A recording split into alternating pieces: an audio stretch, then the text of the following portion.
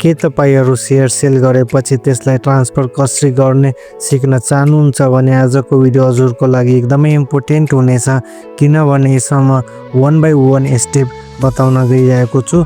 So video अन्त्यसम्म हेर्दिनु होला।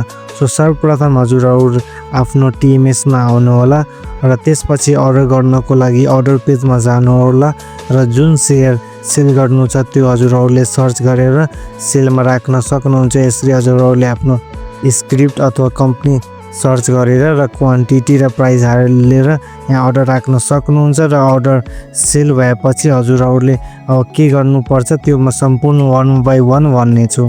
मैले चाहिँ आफ्नो सेललाई अलरेडी सेल गरिसकेको छु। यहाँ हेर्न सक्नुहुन्छ ट्रेड बुकमा मैले सेलको 50 कि त यहाँ सेल गरेको छु। अब सेल गरेपछि हजुरले माई होल्डिङ क्याल्कुलेट गरेर शेयरलाई ट्रान्सफर गर्नुपर्ने हुन्छ। त्यसको लागि हजुरहरुले केही समय कुर्नु पर्ने हुन्छ। 3 बजे मार्केट भए पनि हजुरहरुले 3 बजे अथवा 4 बजे पनि हजुरले ट्रान्सफर गर्न सक्नुहुन्न।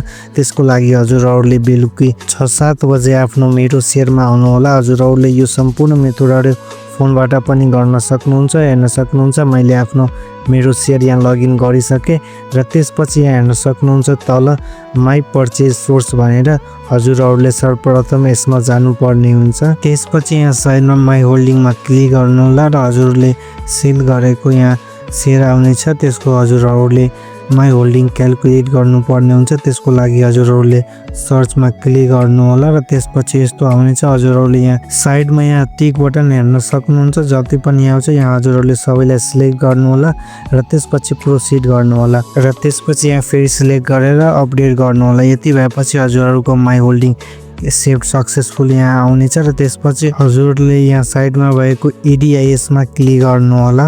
यसमा क्लिक गरेपछि यहाँ सेकेन्डमा हेर्न सक्नुहुन्छ ट्रान्सफर शेयर यसमा क्लिक गर्नु होला र त्यसपछि हजुरको शेयर यहाँ आउनेछ। हजुरले यसमा भ्यू डिटेलमा क्लिक गर्नु होला र यसमा क्लिक गरेपछि फेरि यहाँ सिलेक्ट गर्नु होला र सिलेक्ट गरेपछि हजुरहरुले तल यहाँ हेर्न सक्नुहुन्छ प्रोसिड बटन यसमा क्लिक गर्नु होला र त्यसपछि फेरि सिलेक्ट गरेर हजुरले कन्फर्ममा क्लिक गर्नु होला।